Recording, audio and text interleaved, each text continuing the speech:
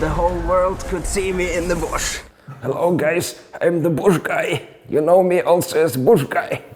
Gehen wir noch mal einen Schritt nach vorne. Ja. So, first of all, very nice to finally meet you. Do you have a guess maybe how I found you? It has to do with YouTube, and it was 2016. Oh yeah, okay, no. Any guesses? Yeah.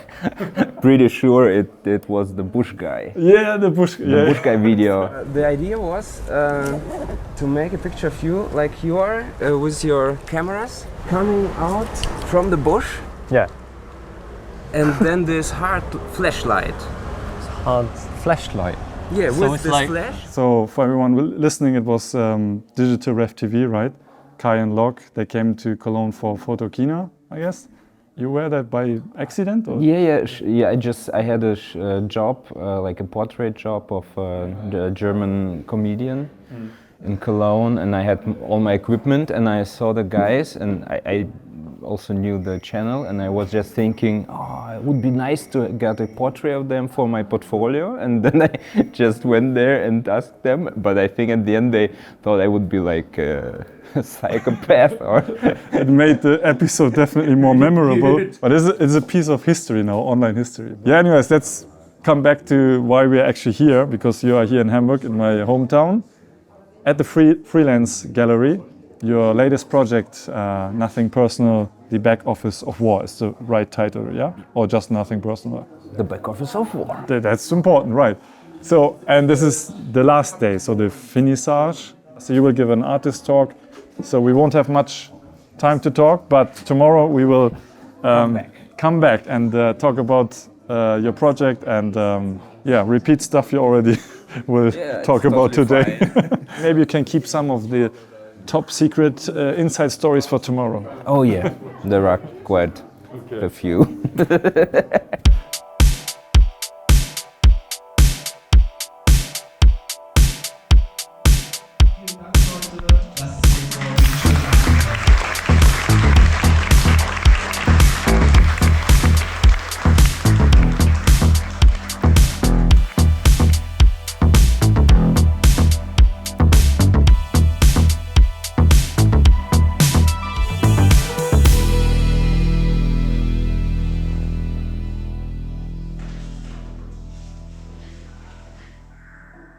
Gehen wir noch mal einen Schritt nach vorne.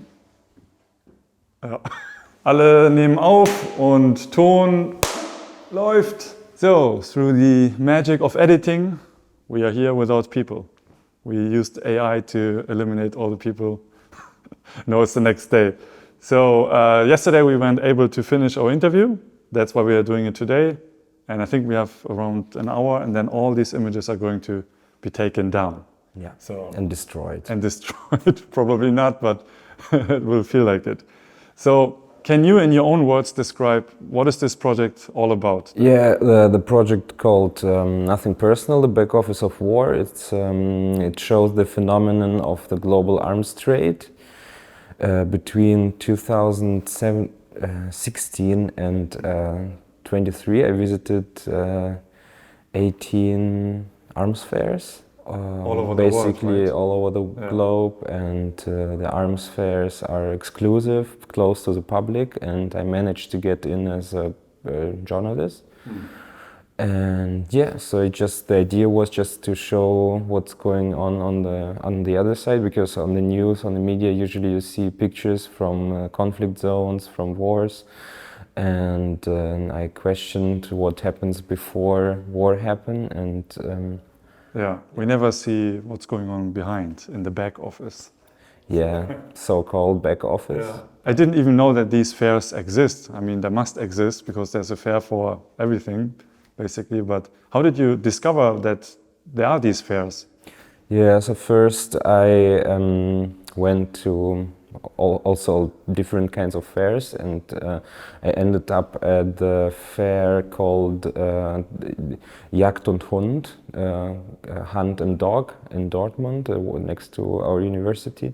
And I was really I was surprised how fascinated people and yeah, of all ages are by seeing guns, like hunting guns, and they run to the stands and starting to shoot or pretending to shoot, to aim and stuff like this. And I was like, for me, I really wasn't interested at all in this topic, so in guns or arms. And after producing this series called Sons and Guns, back in 2016, I was all the time, like half a year, I was thinking, maybe I should just go to like a professional arms fair. And so I made research also on the internet, and I knew already some pictures from some projects about arms fairs, and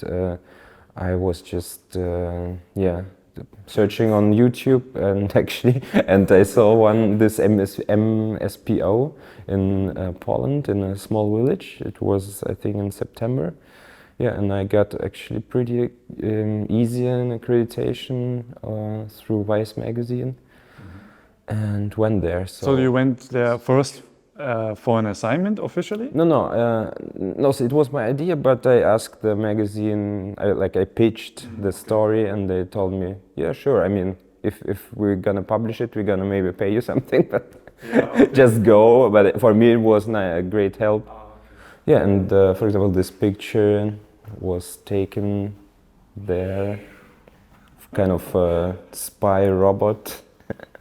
Yeah, it could be a fair for electronic robots. In Japan we have like robot fairs and stuff like that. Yeah, and also, for example, this one, it may be interesting because it was like the first reception I run in.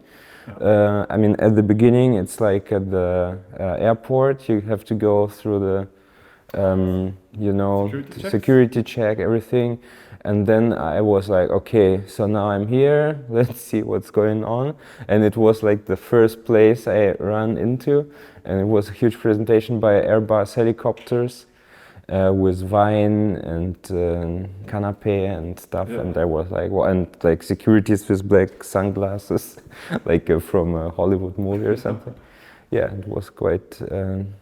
So is this then one of your first images you took? So the first fair you visited? Like this one, and also there the other even bigger reception with more food and more drinks. And so obviously the contrast of food and deadly weapons was from the beginning for me like totally crazy. And for the pictures it also worked out quite good. Okay, so I'm wondering, so you covered all these people's faces, obviously probably for privacy reasons, but is there another reason why you chose to do that? Yeah, so the big part of the project is that you never see the faces of the people, because it's more about, I wanted to show the industry, the system, and not individuals, because also at the end you don't really know what function these people probably could have. And also I think for me it's also a metaphor for the business, which is trying to be under the radar of media, and and kind of this exclusive fairs where normal people can just walk in. And so I tried out different things. For me it was kind of a challenging. Also coming from street photography, there are obviously many different ways how you can cover the faces. I didn't tell the people, please cover your face. For me it was important every time to take like pictures like unstaged and So you call it candy. Yeah, would you get in trouble if you would show candid faces? Candid shots. Candid, very important. No, this looks very much like you could see this on the street. Yeah, this was like because of the sun actually, and but sometimes you really can't say how it will turn out, because I mean the easiest way is to show people from behind, like these two guys in Abu Dhabi during the air show. And yeah, I mean the colors also kind of fit together, and yeah. But maybe the most one of the most interesting examples is the guy in Peru. He was just sitting at this table next to the arms he was presenting and searching, playing around with the phone, and yeah, and then I saw the flowers also there, and it worked like. Also with the shadow, I was looking like how can I, hold the flash so the shadow is not, so you still can see his face, his nose, his mouth, but you don't see his eyes, and I had to, and he even didn't look at me all the time because he was really into this phone thing. Did you get any messages after you published this book from someone of these fairs, because maybe they recognized themselves? Thank God not.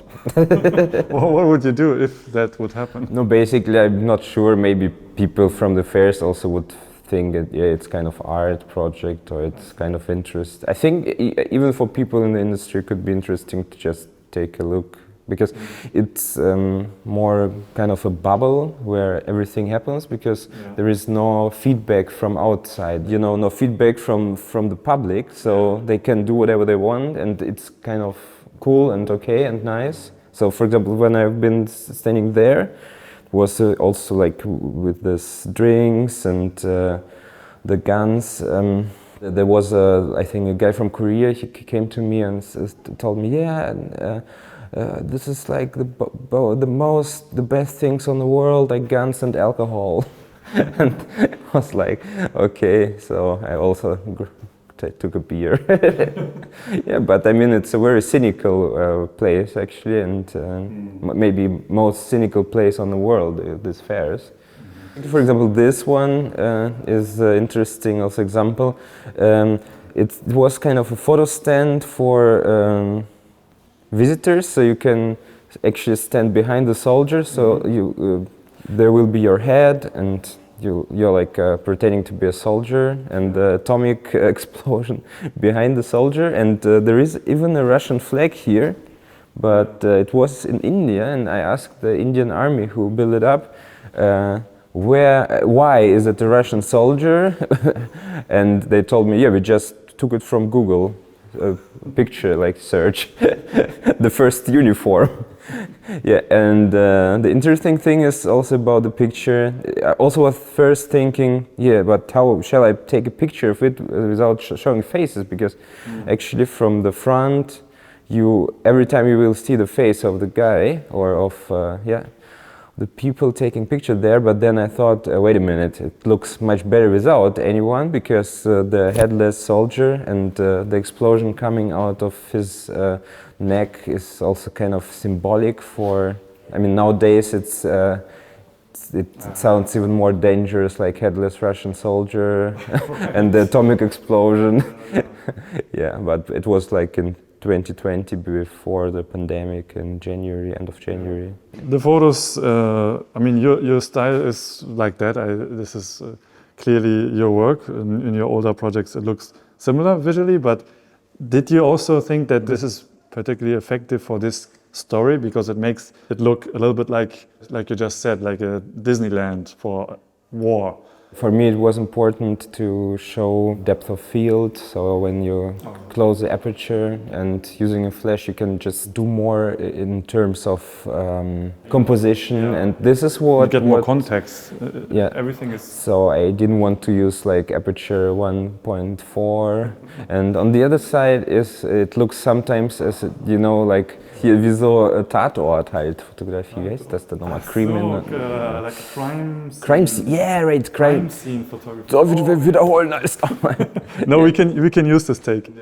Oh, this makes a lot of sense. So it looks now. more like crime scene photography, because you could also see it as kind of crime, all this shady business.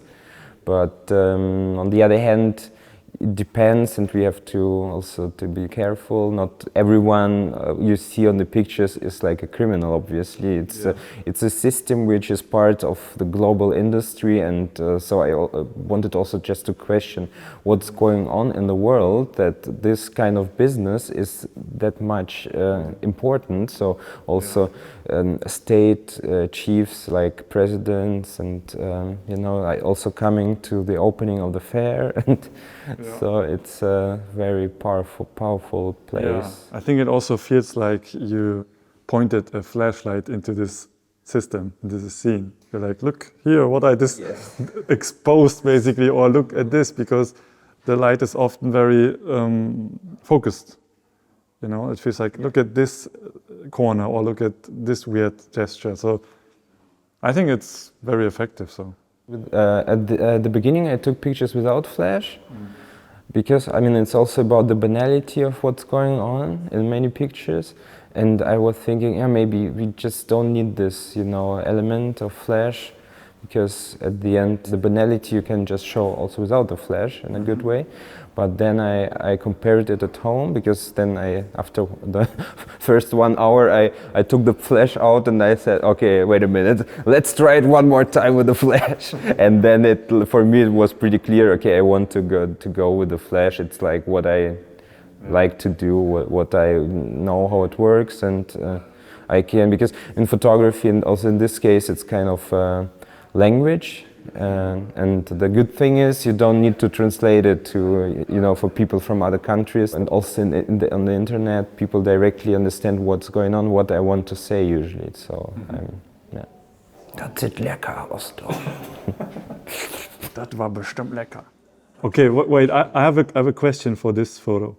Did you also grab a snack from this buffet? Yeah, sure. So it was like this. I came into the stand, the Swedish stand for naval guns, and I just also took some pictures, and then they started to bring in all the tables, then the plates, then the food, and then they closed the stand, but I was already inside, and maybe most people thought I would be kind of part of this, of the stand. I would work for the company, and I was taking pictures, like hundreds of pictures, and the waitress told me, man, I mean, stop taking pictures, why you don't just grab a beer, a wine, eat something? And I was like, no, I mean, do you know this, do you see this contrast of this food and the weapons? Oh, you explained it to her? Yeah. To the waitress, or to people who are working there from the company. They were like, oh yeah, nice picture, thanks. And I was, guys, I mean, there are some more pictures also in the book. There is another picture, because this canapé, it looks like the underwater mine. Yeah. It's designed like this, and the others, they also maybe look a bit like explosions, and yeah, so I was like, it totally blew my mind actually, because I just was trying to bring everything together and concentrate it in one picture. I think this is a photo that really brings together the surrealness, or what you see on these fairs. This looks like it could be a private family event gathering, but you have this tank thing in the back. And actually yesterday, I don't know if you know this YouTube channel, it's called like Chatting the Pictures or something like that. They discuss like photojournalists' photos. Yeah. And they posted this photo yesterday. Yeah, I just came across it also yesterday. It was quite weird coincidence. Quite interesting also to hear people you completely don't know talking about your picture and analyzing it. And they were pointing out that they really love what's going on with these arms, because you have an arm here and then you have these arms. Was this? Now I'm putting you on the spot. I didn't ask her to help, the arm like this for sure. But I mean, the project is about arms, so sorry for this bad joke. But that makes sense, basically I was just trying things out, because it was also the first fair, and I mean, now I went to 18 fairs, and so I got more cliches and more, things you just see directly, and you have to take a picture, and then you think, okay, I'm just repeating myself like now for so many times, and Yeah, but for sure, the first fair was like really mind-blowing somehow, and they had also tap beer there. There was a tank in the background and the wine. I was quite drunk, I think, when they came out of the fair, or from the stand, and then I were also walking around there, and maybe sometimes it can help you just to take the picture and to overcome your fears. If you like don't know, shall I take the picture now? What could they think, or could it get, I think when you're just talking about getting drunk a little bit, and I see this here, so they must have had some crazy parties, or is this just it's an actually installation? it looks like a kind of party or concert, but it was in a desert. Was a presentation of a Russian and Emirati jet fighter. Yeah. From a new generation. It's called the Checkmate, I think, and they stopped to build it now after the full-scale invasion. Yeah, it was, and this is, for example, a picture where I didn't use the flash because I was like, okay, actually the light is already quite nice. Yeah. In the book it came out a bit more darker, and here I had the chance to make it a bit brighter, the picture, but then you can see his face, so maybe we should keep it darker. But it's a nice other thing. You can also show what's happening there. And here, for example, it was funny because people asked me, is it okay that you're taking pictures there? What do the people think and tell you? And here, for example, it was in Peru, and it was a Peruvian delegation from the Peruvian army. They came to I think it was in a Ukrainian stand, and they were trying to sell some tanks to Peru because they were looking for new models back in 2019. And the guy on the right, like the trader, I think he thought that I would be part of the delegation because I came to the stand together with the guys, because I saw this delegation, and I was like, okay, let's see what they're going to do. And the guy was like, okay, so, and he also looked one time to me like smiling, and I showed this picture, but there is another here. Like, I mean, it's quite symbolic, and yeah, so it's kind of total chaotic what's happening, so nobody at the end knows what actually But that sounds happened. like a good reaction to pretend that you take official photos for them, and then Yeah, but actually probably you need at least like to be to have some normal normal business look, and not like me. Oh, this is a good question. How did you show up to these fairs? Like this, or? Yeah, more or less, yes. Yeah, I stopped wearing suits because at the end nobody cares. I think if people know that guys who are working like for press looking like you don't want to sit like homeless people, but yeah, it's like they don't really care how they dress up, and usually it's okay. So I don't work for the company there, so nobody really cares. There is no person I have to go to ask something to, like, can I take this picture, that? I just walking around. Were you stopped by while you were taking photos, and did people ask, why are you here? I think one time it was like I took also pictures of some shoes next to a tank or something, or armored vehicle, and a guy came to me and took pictures of my badge, and like, yeah, I will report it because I took pictures. He thought I would take pictures under the vehicle to, to spy on it or something, to find out how it works. But actually, I really not into the topic. I mean, also when I started to find out what's actually happening on the pictures, and also for the captions for the book, now I know actually much more than before. But so I'm not the best spy, I would say, in the world. But I'm really more into the visual thing. But then, on the other hand, some things are also interesting to know what's happening. For example, there was a cake in Abu Dhabi, also huge. We can also go there. Yeah, let's go to the cake. Yeah.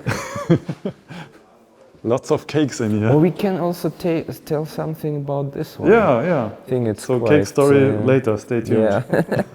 We had to just right now something to eat, so here, so let's talk a bit more about, for example, this one, it was the opening ceremony in Abu Dhabi too, and they built up a huge landscape, like environment, out of plastic, you know, and all these trees and palms, and then, I mean, we're standing here, and here were like tribunes, how to say, so with VIPs and generals, politicians, traders, like maybe 3,000 people, and they were looking at this kind of staged war action.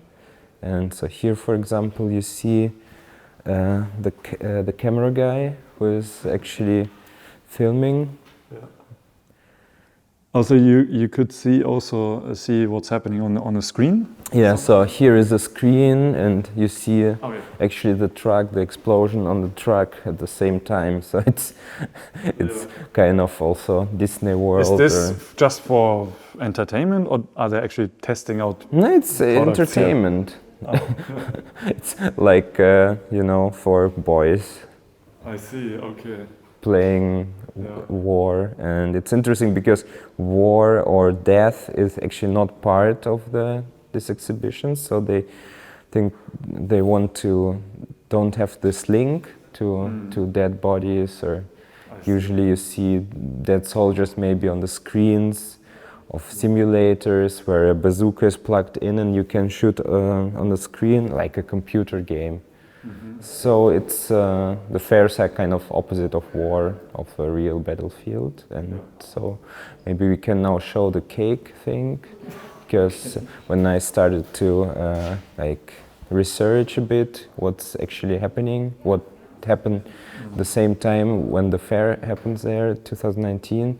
I guess they were flying, the coalition of Emirates and Saudi Arabia, they were flying like attacks on Houthis in Yemen, and like bombing also like hospitals and schools, and at the same time there were a huge cake on two wooden pallets at the closing ceremony with orchestra and you know, VIP guests also, and they started to eat out of it with little forks, and I was like standing there and thinking or saying, this is looks like the real battlefield now, because the cake was really fucked up.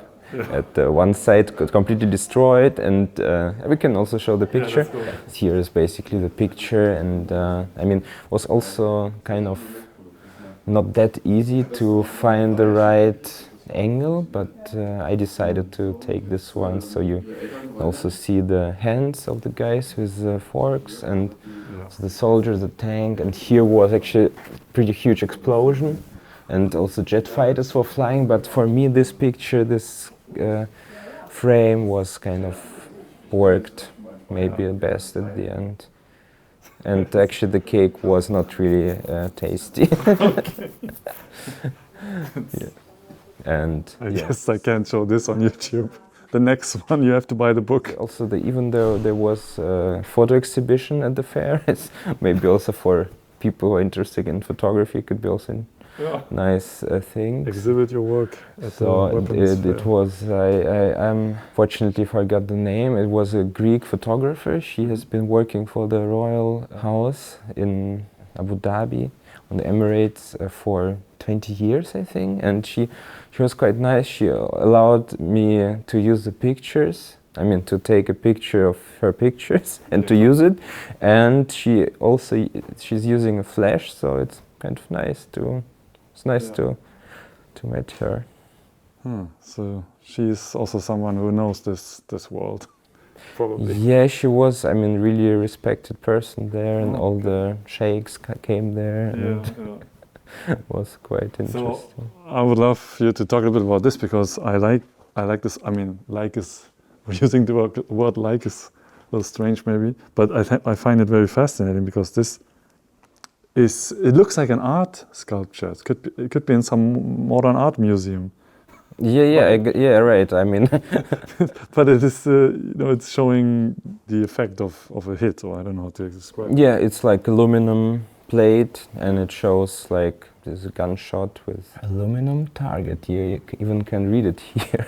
But yeah, so basically, here was maybe not that easy to get the faces covered, but this picture, I think it works quite well. So you see still you see the business guys and even him, but at the end there is no face. But I think it's quite interesting that you show a gun and next to it the effect. It's, I mean, in this dimension, it was maybe only one place I saw it in Paris, and yeah, in this dimension. What are these here? These are like that. Are they real? Like, is this ammunition? Yeah, it's Russian ammunition from kind of an institute in Moscow. They also were showing it in this case, also the IDEX in Abu Dhabi. This one were like policemen at the end of the fair. In China, like standing like this and waiting for something with goodie bags they got, I think, for working there. We can also talk really quick about the thing with the slogans, because it's also part of the project. The slogans the industry is using, kind of Orwellish style, like 70 years defending peace by Kalashnikov. I mean, I saw it with my eyes in Moscow at the fair. There was a Kalashnikov, really old Kalashnikov gun. These are real slogans, right? Yeah, Used by the companies are using, or for example, Lockheed Martin and Kalashnikov is a gun. I mean, with the help of the Kalashnikov, maybe most of the people have been killed in the last 70 years. Yeah, because Kalashnikov is kind of working quite good for decades, and it's super cheap, and you can shoot down hundreds, thousands of people. So it's That's another one. Quite cynical to say, or unmatched lethality at any distance. It's kind of American-Israeli company. And yeah, engineering a better tomorrow. So I have to think about the famous Chekhov's gun. It's like the idea when at the theater, at the beginning there is a gun at the wall, and or if there is a gun at the wall, the beginning of the play, at the end it's going to shoot. Yeah. So if I think of all these arms fairs, so maybe nowadays we also maybe got the feeling more and more wars starting all over the world, but actually it's not like 10 years ago there were no wars and conflicts, but maybe these are more far from us, or there is not big large media interest or coverage. And yeah, for example, this picture I can just quick tell you that I had also kind of a dinner there, and I was walking around on the kind of airfield in Minsk, and the guy he was like standing there at this multimedia truck of the Belarusian army and looking just the direction of the satellite. Was kind of bored. And I was like, wow, and my flash was actually switched off, and I just took the first picture, and he like turned to me and asked me, oh sir, I'm sorry, I go like out of the frame, so you can take the perfect picture. And I just told him, no, it was already perfect. You like you've been a important part of it. I'm not sure. I don't think so. I mean, if I would show it to him, I don't think it would be a problem. Yeah. And this is actually a bus stop at this Park Patriot in Moscow, and this is actually the test ground at the fair. And all these guys, I think, business guys and also some media, waiting for the bus to go to the testing site where they also. It was maybe the biggest one in Europe. So this duck I got from a German company. this rubber duck on a tank, Kraus Maffei Wegmann. And there are some other things like the goodie bag. This is all free stuff you can get at this fair? Yeah, I mean, it's usual that at fairs there are goodies and some giveaways, and there is... yeah, we can go upstairs. Yeah, so basically there is this bag by Airbus with the jet fighters. Oh, nice reaction!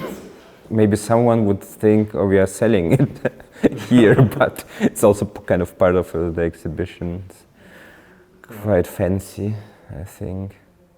Okay, so because the camera is here, a quick question about your Flash workflow, because your Flash is always pretty strong, and I think I heard somewhere that you often use an assistant? I'm getting old and I'll ask some people. Otherwise it's maybe you're not that lonesome. So you get some... No, but at the fairs I'm alone and... yeah, that was my question, like did you bring an assistant, but probably No, it's too complicated, but for example, there is one picture in the book. So this is maybe an example where I use the flash. I just put it somewhere here, put it on a stand, and I was interested in this logo of the German company with this knife and and then there was also a person who was just walking by, and in the moment when I took the picture, the shadow of the guy went like on the wall, and he got the knife in his bag. And then it's a shadow of a person who is like walking, passing by, and he was also like, "Oh, sir, I'm very sorry, I like destroyed your picture." And I was, oh my God! Yeah, so it's a kind of coincidence, but I also was also trying out different things with the flash, but basically most of the pictures I just use it to highlight the foreground and. While you have your book out, you do self-publishing, right? All your books are self-published? No, basically this book is co-published together with Ghost, and I also worked with Ghost, with Stuart, kind of design of the book together. We changed quite a lot from the dummy. I made together with Wolfgang Zurborn, and so...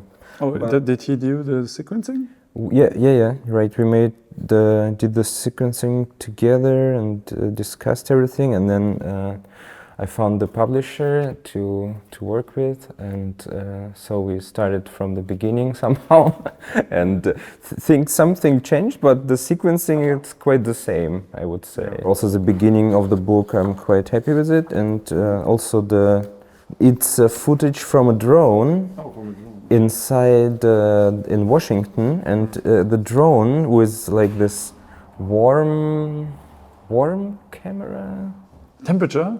Yeah, like temperature. So the thing is that all the guys with glasses, it looks like, because the glasses are cold and people are warm, it looks like they got this sunglasses, and it looks a bit like it would be kind of a secret, meeting of a mafia or something. How long did this take for you to make this book?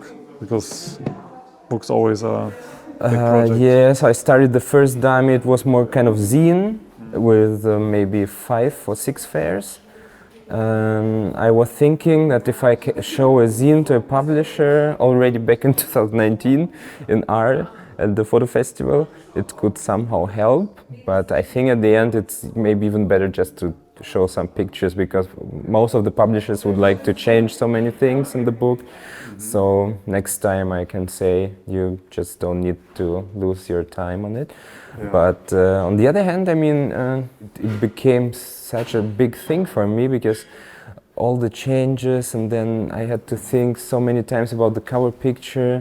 And so, for example, I also was thinking, there are many pictures which would maybe work, more like eye-catching.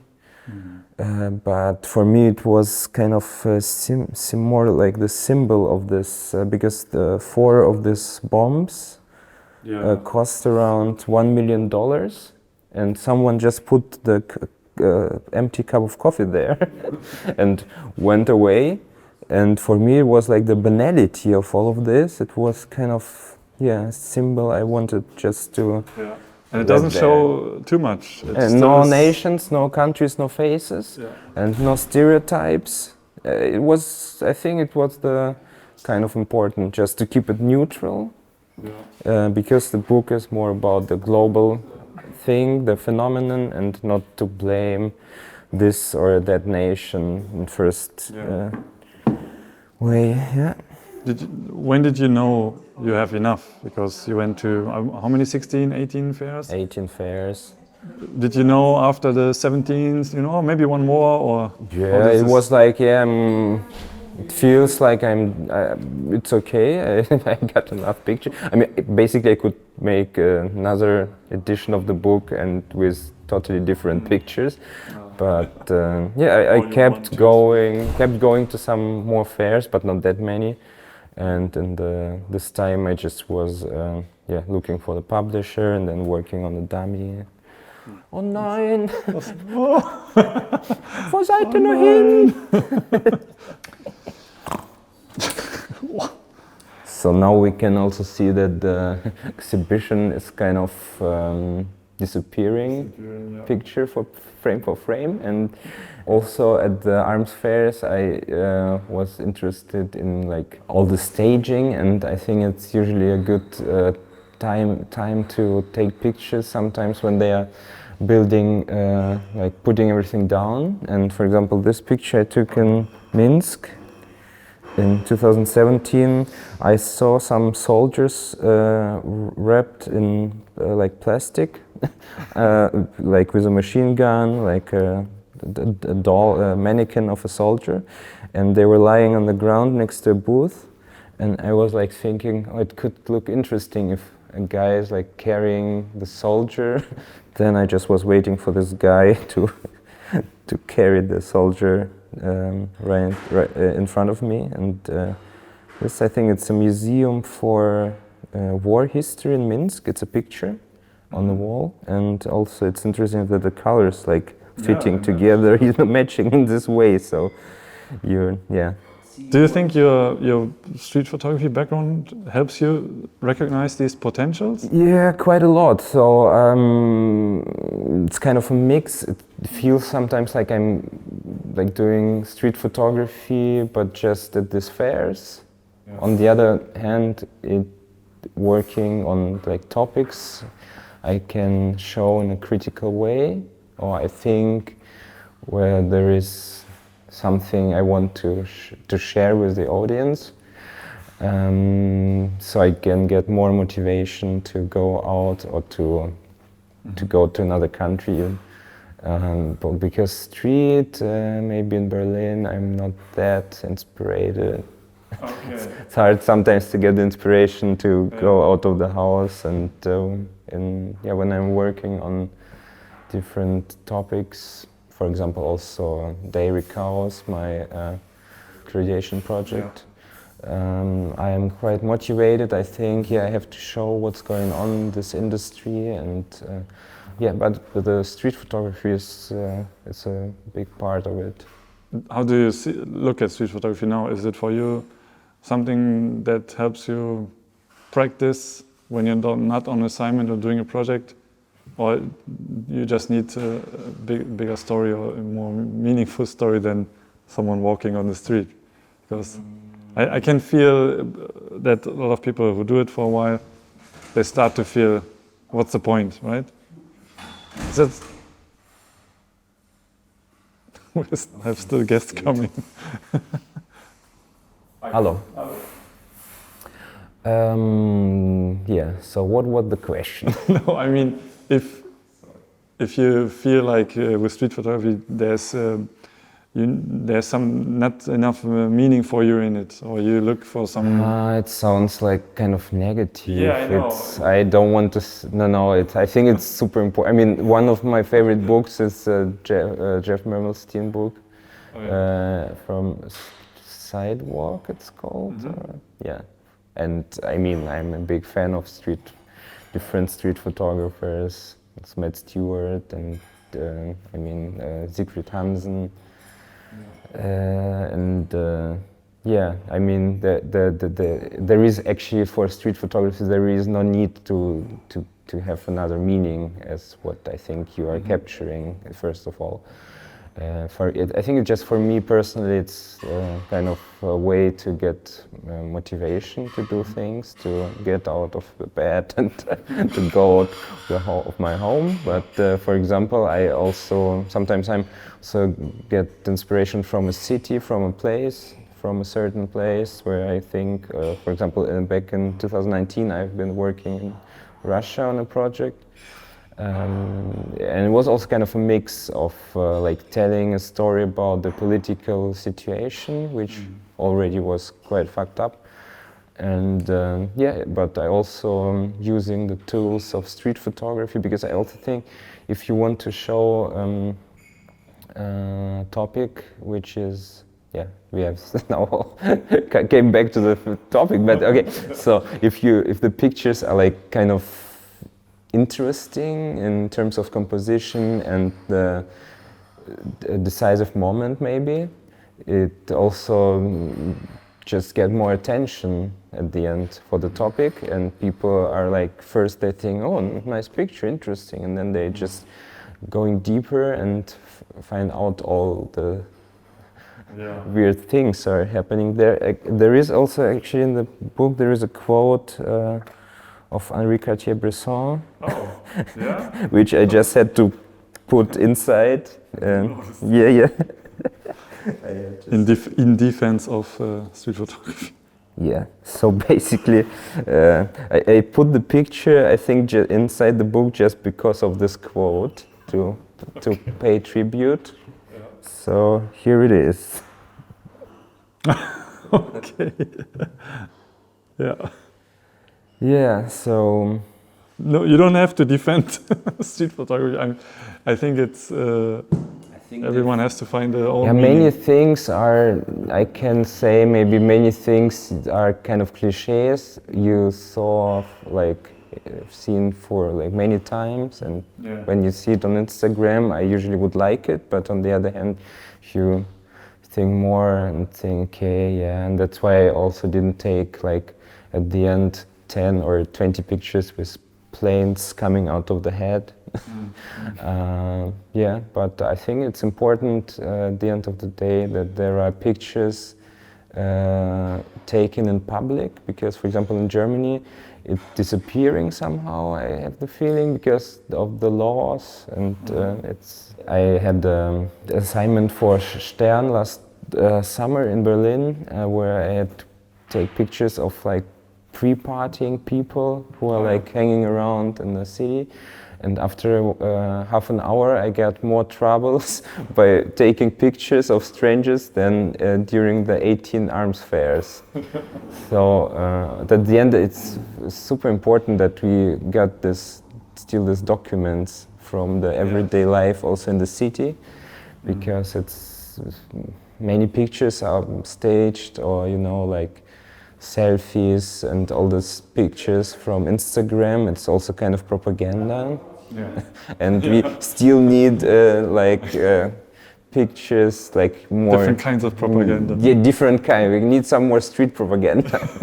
That sounds like an awesome book title or collective name. I think it comes from Eric Kessels. He used to call the family albums also as propaganda, because families want to also stage and show themselves in the best way. And that's why I also call my photography street documentary and everyday horror. And for me, it's actually more important to look behind something, and also in a critical way. And I was also thinking of my projects, and the one is called Nothing Personal, The Back Office of War, then Backyard Diaries.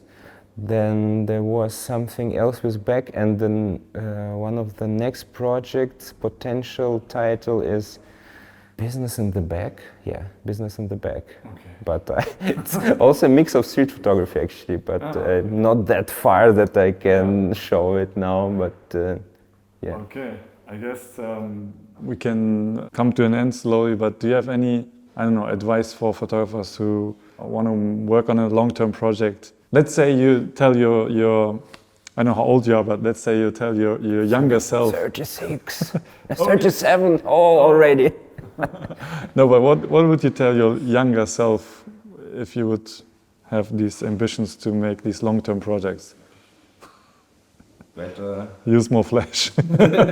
I wouldn't tell that much because I'm quite okay with what I'm doing now with this long-term projects. But I can, when I think back, so at the university I had more the idea of taking 1-2 pictures and 3 and 5, and then the project should be ready in the best case, and then next one. And I never had the idea or capacity to hold on and to work on one thing for many years. And for example, for Nothing Personal, I published the first fair, and then I basically stopped publishing the pictures because also on Instagram, because I was more thinking, I would like to collect it and work on it, and not because.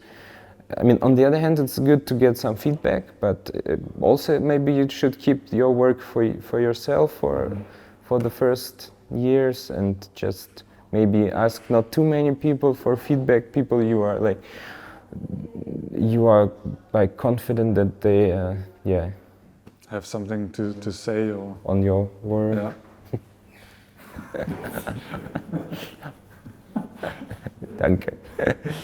Yeah, I think it's important not too much feedback, because at the end you don't know what is good, what is or bad or wrong or right, and just keep doing. And I mean, you have to. There should be also a kind of fun factor. So you have to.